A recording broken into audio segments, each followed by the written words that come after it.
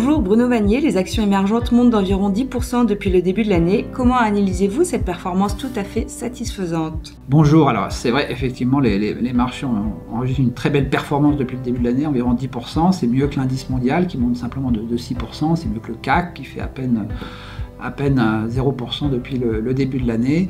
Les marchés qui étaient en retard, comme le Mexique, même la Chine, l'Inde, repartent bien en février. Seul marché, je dirais, qui contre-performe, on va dire, depuis le début de l'année, c'est la Russie. Il faut dire que la performance russe était très bonne en 2016, et donc là, on marque le pas depuis le début de l'année. Le scénario macro que vous évoquez depuis plusieurs mois se met-il en place? Alors, qu'est-ce que c'est ce scénario macro que nous évoquons depuis plusieurs mois? C'est en gros une reprise cyclique dans un certain nombre de pays émergents et globalement une reprise bénéficiaire, une reprise des bénéfices sur 2016 et sur 2017. Les résultats du quatrième trimestre sont plutôt de bonne facture et nous incitent à penser que ce scénario est en train de se mettre en place. Par ailleurs, on constate que les analystes sont en train de réviser à la hausse leurs prévisions, notamment pour 2017. C'est assez nouveau quand même. Depuis 5 ans, on a plutôt assisté à des révisions à la baisse, à peu près dans tous les secteurs. Ça change et c'est porteur pour les marchés. Les marchés montent entre autres pour ces raisons-là. Et on observe ces phénomènes dans beaucoup de secteurs, mais plutôt dans les secteurs cycliques, dans la technologie et même dans l'Internet. Le mois dernier, vous évoquiez le risque Trump. A-t-il disparu? Alors il a bien évidemment pas disparu, mais c'est vrai que les marchés ont tendance plutôt à l'ignorer en ce moment. Ils se concentrent sur les bonnes nouvelles microéconomiques qu'on a évoquées tout à l'heure, mais aussi sur les nouvelles macroéconomiques qui sont porteuses. On assiste en Chine à une sorte de reflation. On voit l'indice des prix à la production qui monte beaucoup. C'est en général plutôt positif pour les marchés actions.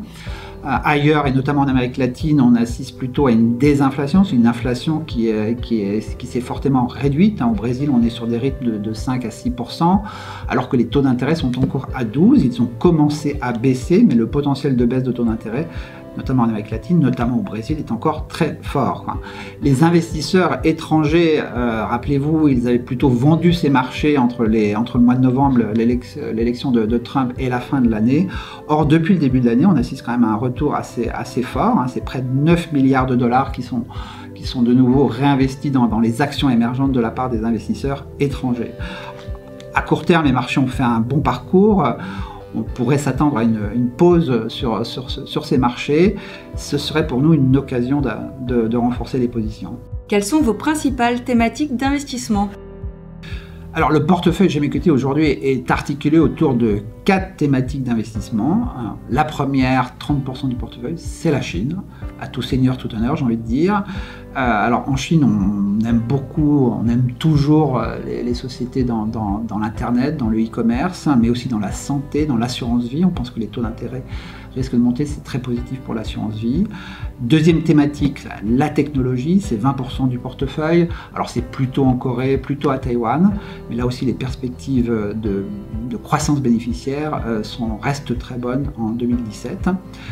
Troisième thématique d'investissement, c'est ce qu'on appelle la reprise cyclique, plutôt dans les pays d'Amérique latine comme le Brésil et également en Russie. Là, effectivement, ces pays qui étaient plutôt en récession économique, on sent que l'économie est en train de relever la tête et c'est ce qu'on devrait observer en 2017. Dernière thématique, c'est une thématique de croissance structurelle, c'est l'Inde. L'Inde, c'est la croissance structurelle par excellence. Alors le marché, effectivement, est plus très bon marché, il a bien monté, il est un peu perché, mais globalement, la croissance, il reste toujours très bonne.